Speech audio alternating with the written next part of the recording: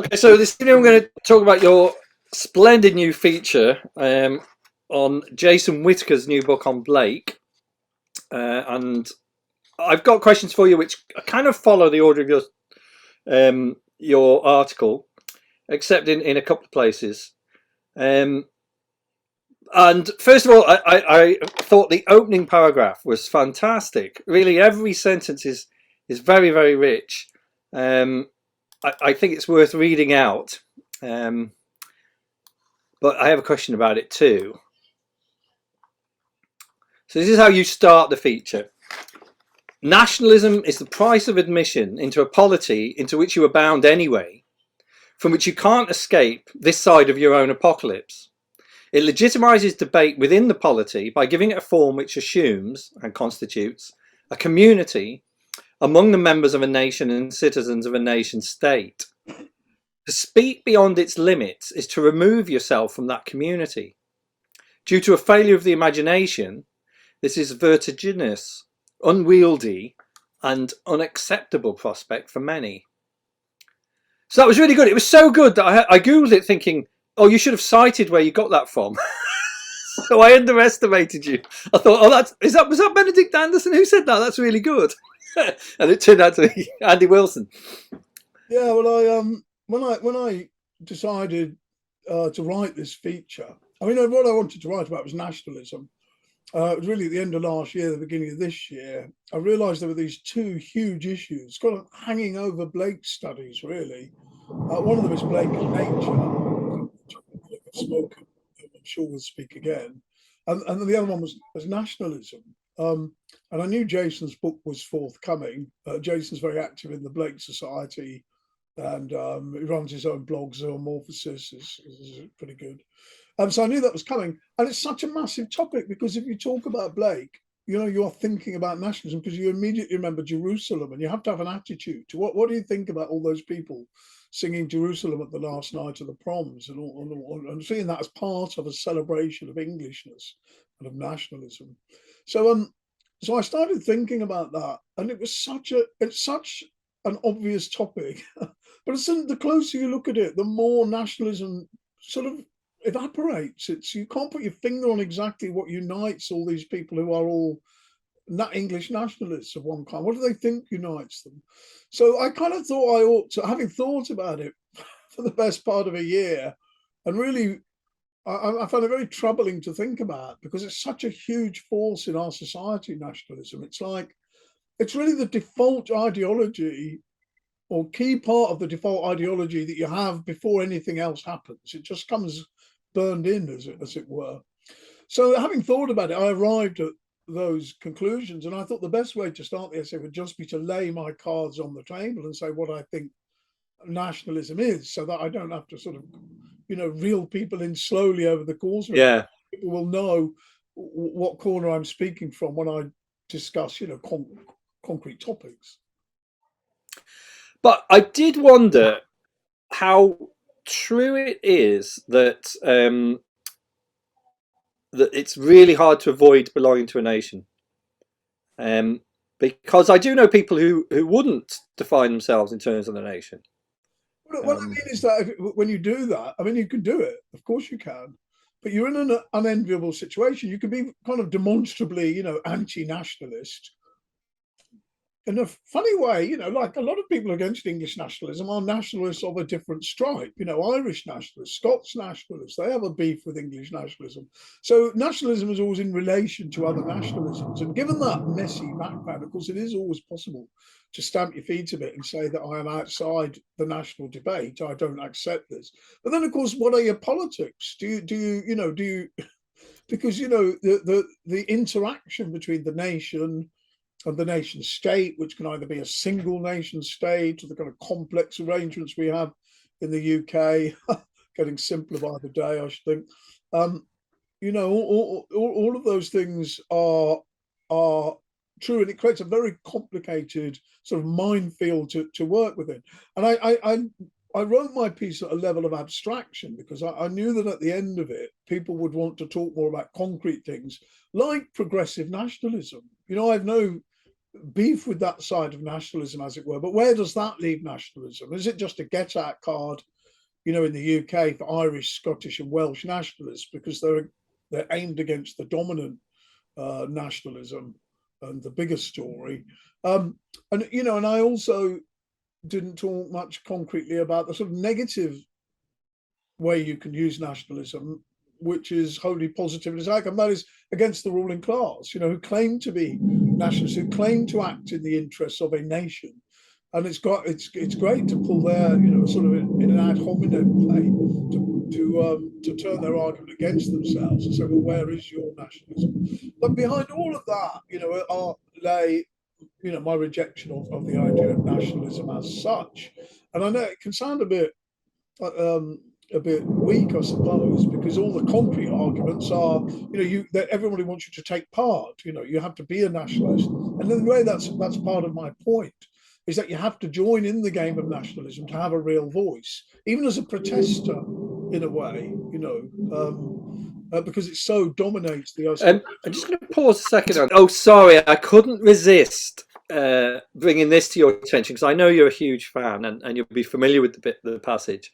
So when you're saying that it's really uncomfortable to get outside the nation, Joyce exploits that discomfort really painfully in the scene in Ulysses where Bloom is in the bar with a bunch of pretty hard Irish nationalists, and they got the attack over precisely this issue. They push him because he isn't in the same kind of nation, although he does want to be. So just to remind you how that scene goes. But do you know what a nation means? Says John Wise. Yeah, says Bloom. What is it? Says John Wise. A nation, says Bloom. A nation is the same people living in the same place. By God then, says Ned, laughing. If that's so, I'm a nation, for I'm living in the same place for the past 5 years. So, of course, everyone had laughed at Bloom, and says he, trying to muck out of it. Or living in different places. That covers my case, says Joe. What is your nation, if I may ask, says the citizen. Ireland, says Bloom. I was born here, Ireland. The citizen said nothing, only cleared the spit out of his gullet and gob. He spat a Red Bank oyster out of him, right in the corner. It's great, isn't it? Goosebumps. Because it goes from just having a laugh, because that's genuinely funny joke, I'm a nation then, to being really something quite sinister. It's anti-Semitism, really. Anti-Semitic, it oozes with violence, as you can sense it. I mean, yeah, exactly. Yeah. But it explores. So I just, your opening paragraph immediately made me think of that kind of. It's very hard to opt out of a nation. It's also very dangerous. I think that's the most explicit sort of coercion there is. Norman Tebbit with his cricket test, and they were similar ideas. Are you one of us or not? So that's the most explicitly threatening aspect of that exclusion. But of course, you're excluded anyway. Whether it's because it's in the nature of nationalism that it's nationalism is for nationalists. Really, it's not for people who aren't like nationalists. You'll notice there's a thing later in my book where I talk about the author Jason Whittaker, who's talking about he doesn't want to leave nationalism to the bad guys, essentially. So he feels he has to be part of it. But at no point does he factor in doing that by adopting nationalism. He's leaving behind a lot of he's separating himself. But they just don't, in a sense, they aren't part of the equation. When the nationalist raises this question, it's always, one of us. You want to join in the tremendous power of, taking part and identifying with these others. So that's the sense in which you're always excluded, and you don't really have much choice about it, whether it's made explicit or not. And I think Joyce takes a different view to Whittaker, because one of the most endearing traits of Bloom for me is that when faced with this challenge and the temptation to join in as some sort of nationalist, so they suggest to him, perhaps you want to be a Zionist, you're talking about the New Jerusalem, they say at one point. He doesn't, even though all the pressure is on him to be like Whittaker and say, yeah, okay, we'll come in but we'll come in with a left liberal kind of gloss. He doesn't. He says, no, well, actually, none of that's any good. And he talks about love. And to talk about love in that company is just fantastic. I really, from that point in the book, I was, really on Bloom's side. It seems like a real, I mean, he's Bloom going off like some hippie, it's great. Right, now you say that the curious thing about nationalism in our day, which we're recording in 2022,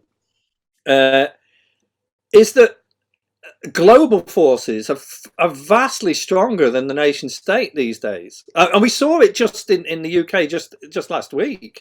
And the way you put it is that it puts national identity under unbearable strain, and yet the hope, I think, that, or otherwise, of some people, that this supranationalism would see a diminishment of the local kind of nationalism, it hasn't materialized, has it?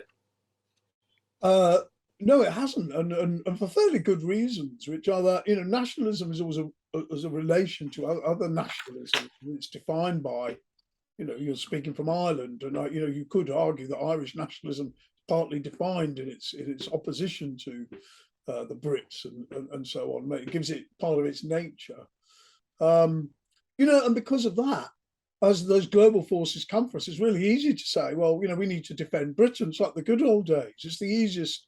It's a bit like that joke about how generals are always fighting the last war. I mean, we sort of want to fight the last war, but through the filter of, the nostalgic war films and things like that, to imagine Britain is great again. And that's so, leaning back on that nationalism is one really obvious way to respond to the growth of non-national global forces. But of course, it's precisely what, God bless him, Marx didn't see in his attitude to nationalism, from right from the beginning, certainly from the Communist Manifesto, was that all the big forces are pointing in a different direction, the breakdown of national forces, which is absolutely correct, they were. But of course, the conclusion doesn't follow that therefore the national forces will weaken and weaken, because they're exacerbated by, multinational global forces. So yeah, the yapping of nationalism gets louder and louder, but now without the gunboats to back it up. Now with Jerusalem, Blake is entering into this fractious territory. But before we go into the poem, you did a bit of digging around in terms of the history. So I think it's worth saying where the poem appears, because it's not a standalone. And in particular, I want you to address the point you make that Blake, it was a preface, and of 4 manuscripts. I mean, I want you to talk about it, not me, but it's preface to his work on Milton. And of 4 manuscripts in which it could appear, it only appears in 2, the 2 earlier ones and not the 2 later. So I'd also like you to address, or to speculate, is it possible that Blake, having written this magnificent poem, nevertheless decided that it was problematic and he withdrew it? Well, I think it's certainly possible. And the thing with Blake that sometimes makes him difficult to talk about with people who aren't used to it is that, he wrote all these books and these great poems. He created all these designs and engravings and paintings to support them. But he did them on a sort of one-to-one basis. So a great book, such as his later epic work, Milton, was only ever printed in 4 copies for, patrons and people who promised to buy a copy. He made them up for them. So yes, there is this wider poem, Milton, to which the words, we would say the lyrics of the hymn Jerusalem, come from this work, Milton. But it wasn't called Jerusalem then, and they were just these lyrics were originally a few stanzas, some lines in the preface to the poem Milton. So other people may get a little confused, perhaps, because another one of Blake's late great epic poems is Jerusalem, the emanation of the giant Albion. And so it's easy to confuse that with the hymn Jerusalem. But the hymn Jerusalem is based on words taken from the preface to Milton, later called Jerusalem by Hubert Parry, who set it to music. but in the 20th century, so many years after Blake's death. So yes, Blake's words come from this preface, which consists of a couple of paragraphs of introduction, which are fascinating in themselves, and then the words that we know, and did those feet in ancient times. But the point is, as you say, that of the 4 copies of Milton that we know to exist, the preface is only in 2 of them. And not only that, some of Blake's works he produced over a very long period of time, many, many years, decades, turning out, occasional copies or something like that. But in this case, I can't remember the year actually, but he produced the first 2 copies with the preface in, and the 3rd copy without the preface in the same year, and then there was a 4th copy later. So therefore, these words that are so important so significant in the reception of Blake, because so many people know that hymn, those words actually only appear in 2 copies temporarily in the preface to a book which Blake later changed his mind about and didn't reproduce them in the later copies. Now, of course, it's a great question. Why didn't he do that? We ought to speculate about that, but sadly, no one is going to have an easy answer to that, because I don't know of anywhere where Blake commented on why the preface was removed. But I think he obviously found it unsatisfactory for some reason. I'm sure he wasn't just skimping. He just couldn't be bothered to press off the plate. He thought he'd skimp, cheat his last 2 customers of 1 plate. No, he'll have had some reason. What is that reason? Well, I like to think that he would have had some reserves about it. There might have been a question mark hanging over it for the reasons I try and raise in the essay, which are to do with the ease with which the character Albion, it becomes identified with Jerusalem as a political ideal, becomes identified with England through the character Albion. And because of that easy identification, of course, it's really easy for anybody to sing Jerusalem, even reactionary, Tories from the shires and old generals and things like that. If they think of Jerusalem as implying that there is a special mission for the English people to build Jerusalem in England, and this is somehow a uniquely English task, then of course any imperialist can sing it, because imperialists believe they are building a kind of ideal. They've never, not in open anyway, imperialists generally present themselves as having a project which is to the benefit of all humanity, a civilizing project. And that's why people support it.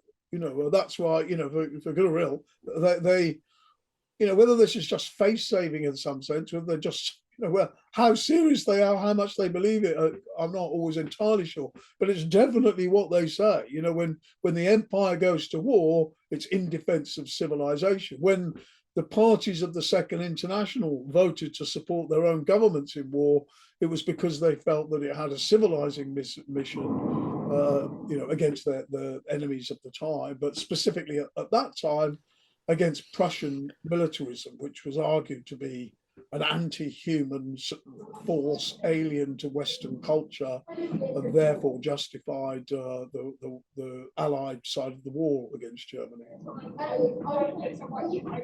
Also, all of which I mention because Hubert Parry's music to Jerusalem, when he set the words to music, was done at the beginning of the First World War in order to support a campaign called Fight for Right, which existed to raise morale and support for the war. So attitudes to the war. You could happily sing that song and see it as a pro-Allied song for the reasons I gave.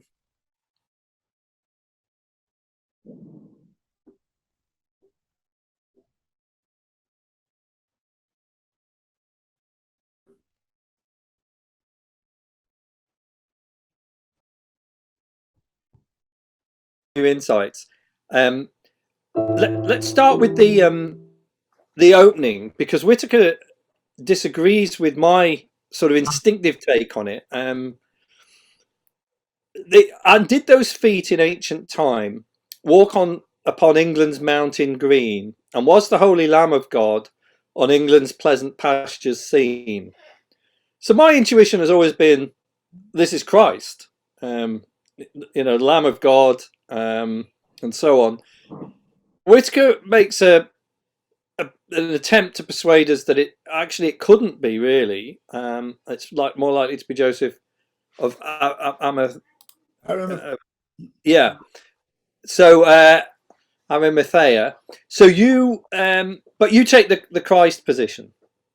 Well, I just think that Jason's presented this argument in the past at meetings I've been at, that it basically it can't have been Christ, is his argument, because the myth of Christ's visit to England didn't exist until the late 19th century, so decades after Blake's death, and therefore his argument is that it must be Joseph of Arimathea. And to support that, he points out that there's long been legends that Joseph of Arimathea had visited England in the distant past. Joseph of Arimathea was the guy in the Bible who I think he pays for Jesus to be, have a tomb to go in, and he pays for all that. He was a sort of rich man, well established, who appears at that point and is obviously sympathetic to the Christian cause. The idea in myth and legend is that he made his money, he was a wealthy dealer, and he made his money in metal trading, and as part of that, part of his business, had visited England at some point, and indeed had founded the first church, the Church of St Mary at Glastonbury. But in any case, that legend existed. So that's been the basis of Jason's argument, that therefore we must be singing about Joseph of Arimathea. Now, that's not implausible in and of itself, but my point really is more methodological. That the story is that the legend of Christ's visit existed among the metal workers of London, and that someone picked that story up, shared it with their friends, who then published the story in a couple of publications in the 1890s. But what that led me to think was that, well, hang on a minute, if we're saying that the story couldn't have existed before it was published, well, we know that it did, because we know that the London metalworkers were sharing this story. And so what that led me to, because again, I don't think we can really know, and in a way it's an odd question, or even if it isn't an odd question, there's no clear answer to the question of who is it really that Blake has in mind. But I think there are A, more plausible answers, and B, there's a big issue here about the written record and relying entirely on the written record. Now, it's not. I mean, I want to say that in the case of people like Blake, who are channeling a system of thoughts that I would call plebeian, antinomian, and so on, I would argue that in the case of someone like that, it's problematic to rely purely on the written records, because the written records don't really reflect that culture very well historically. So for example, if you look at the English Civil War, there's a period of 20 years of mad production of, non-conformist, very extremely radical documents from groups like Ranters, the Fifth Monarchists, the Levellers, Diggers, many groups, Muggletonians, and so on. All of these groups are suddenly publishing for 20 years. And this is a very exciting period for any historian, certainly of the left, to see all of that material. But they weren't published before then or after then. They're only published because of a breakdown in state control of publishing. And then all of a sudden, this mass of ideas, which is never normally even mentioned, suddenly appears in great quantity. It cannot have appeared from nowhere. And it's considerations like that make me wary of simply relying on the textual record. And in this particular case, it's not a massive dispute. I mean, you could, the argument about who Blake is talking about, you could have at some length. But I think simply saying, that the written record means that Blake cannot have known of it is not adequate when you're talking about a character like Blake. That's my first point in that regard. My second point is simply that Now, we have to have a different way, therefore, of reading Blake, and therefore we have to some extent, enter into the frame of mind that he was in when he was writing this stuff, which is an enthusiastic frame of mind. and on that, let's suppose it is Christ. What you say about this is interesting to me because and new to me. You would argue that if it was Christ, he wouldn't necessarily mean the person with his physical feet on the ground. He would have had a more spiritual, sort of meta level understanding of what it is to be with Christ. It's important. It's not controversial to say when you're talking about someone like Blake, when he talks about some characters, in his poetry, it isn't always safe to assume they represent flesh and blood people stomping around. Even when that's someone like Christ, who is a Christian, and as Christians believe, such a person did stomp around at some point, was physically incarnated. Of course, that's part of their belief. But to treat Blake as simply talking about that is probably a bit over hasty, because Blake was perfectly capable as a prophet of imagining the sort of communion of the church in time of being with Christ. And he certainly does that in his poetry. He talks at one point about the presence of Christ on Oxford Street, for example. He assumes Christ present, Oxford Street being, at one end of Oxford Street being Tyburn, where criminals were being hung. But Blake talks about the presence of Christ, in that configuration, that area of London. And I imagine that from Blake's point of view, it wasn't hard to think of himself being in communion with Christ and Christ being present, without him having to imagine that Christ was physically in the room, And it occurred to me. So, for example, when he did imagine himself being in communion with Christ, along with the criminals being hung at Tyburn, he would imagine that communion is taking place both inside and outside of time. It would be happening now, instantaneously, but in a sense outside of time. And if you have that frame of mind, it's not that difficult to imagine, well, did that happen in the past? What was Christ's, impact or something in ancient Britain and the time of the ancient Britons that he liked to talk about? And again, it doesn't have to be a speculation about, the literal physical presence of Christ in England.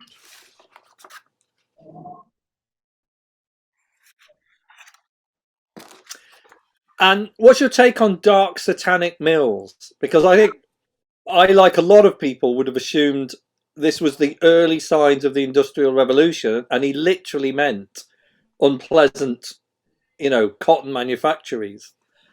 Yeah, I think everyone does have. I mean, again, one other thing that Whittaker's book brings across very, very strongly is just, the extent to which everything we think about Blake is an imposition on Blake, because people will hear the hymn, Sing Jerusalem, and conclude, that you're singing about the mills of Lancashire, or that you're singing about the Jesus physically being present, these kind of things, and think that's kind of obvious from the words and the context. But it wasn't obvious to the first people who commented on it. They were quite baffled by the whole thing. It's just quite remarkable the extent to which we do all agree Christ and the mills, because they just naturally in Blake. No. But so what are the dark satanic mills about? Well, again, Whittaker in his book makes a really good case for saying that they are, that Blake is using the term mills in a much more general sense, which would have been, used in conversation at that time, and meaning that which grinds something down. To grind down and to mill something wasn't just to break it into smaller pieces; it was to change its nature completely, to break it down until it, in a sense, was gone as what it was, if you see what I mean. And it's turned into powder, or it's turned into whatever it is. But milling is a destructive process. And I don't have it to hand, but there's a beautiful part of Milton, well, not possibly beautiful is not quite the word to use, but a few pages on from the preface, where in this very, very alarming language that Blake is often using, very vivid language, he talks about the starry mills of Satan, and he makes it obvious. He compares it with I can't remember what other tools there are, but there's the harrow of Jehovah, God's harrow, Satan's mills. And I think that ultimately what the mills meant for Blake, as Whittaker says, is that the processes whereby men's souls are ground down and that the spiritual is reduced to the material. And that includes the mills of the Industrial Revolution, which Blake wasn't aware of as such. But just to give that quote, at last Enitharmon brought forth Satan refusing form. In vain the miller of eternity made subservient to the great harvest, that he may go to his own place, prince of the starry wheels, beneath the plough of Rintra and the harrow of the Almighty. And again, in the hands of Palambron, where the starry mills of Satan are built beneath the earthen waters of the mundane shell. So that's a good discovery, I think, or connection to... I think that is clearly the same image at work, and it's a much more general one. It's not the Lancashire cotton mills per se. It's the starry wheels grinding down of humanity, connected with ideas of Newtonian mechanics, and this idea that modern physics is so deterministic that the starry wheels are the perfect orbits of the planets as can be described mathematically. But Blake's feeling about all of that was that to the extent that it can be described mathematically, they excluded the human spirit. In fact, all spirit, God's spirit, to see the starry wheels in motion was to experience a godless world. Yes, I've noticed it before.